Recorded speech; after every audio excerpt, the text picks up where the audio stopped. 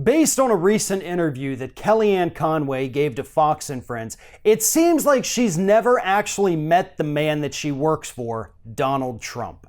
Kellyanne Conway was called recently to come and do an interview and I guess talk about Bill Clinton, or at least that's where the interview started.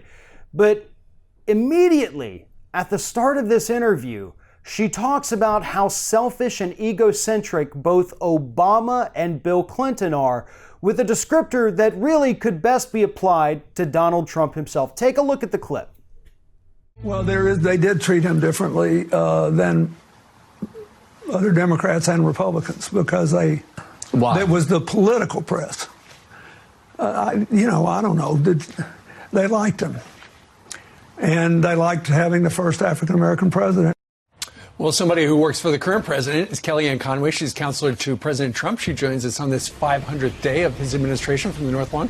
Kellyanne, good morning to you. Morning. Good morning. That was awkward. Now, so there you have Bill Clinton talking about how he felt that Barack Obama got better press because the press liked him.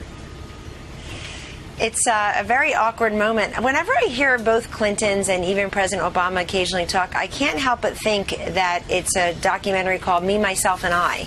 They still just talk about themselves all of the time. They have considerable major platforms to help Americans, if not folks across the globe. We don't hear much from them here about getting involved in issues that are decidedly, I would say, nonpartisan or bipartisan.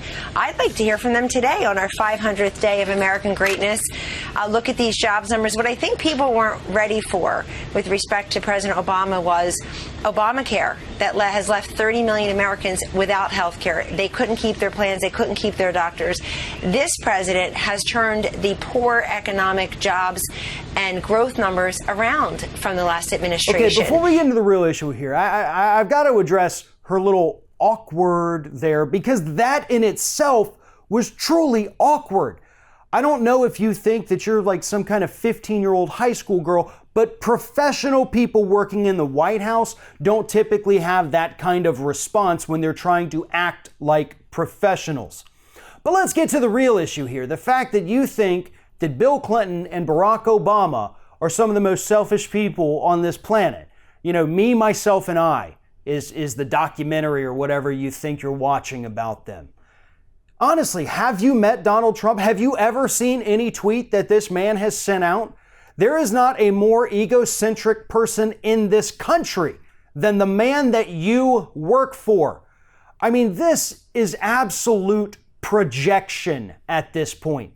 Kellyanne Conway went on Fox and Friends and tried to pass along the attributes of Donald Trump to people that the American public actually respects, like Barack Obama.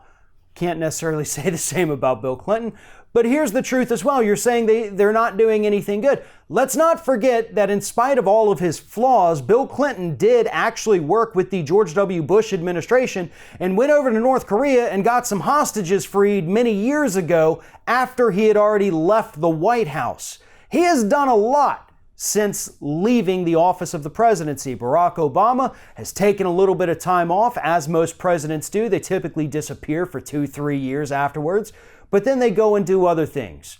But does it really even matter what former presidents do? George W. Bush, George H.W. Bush, Ronald Reagan, the last 3 Republican presidents did not do a thing for the American public or for this country after leaving office. Jimmy Carter has done more than anyone else to help this country since leaving office. The rest of them, not so much, but certainly the Democrats have done a hell of a lot more than the Republicans. So Kellyanne, I suggest you go back and look at the history of what past Republican presidents did after leaving office and compare that to the Democrats. But more importantly, I suggest that you stop projecting those horrible traits of your boss onto people that the public still admires.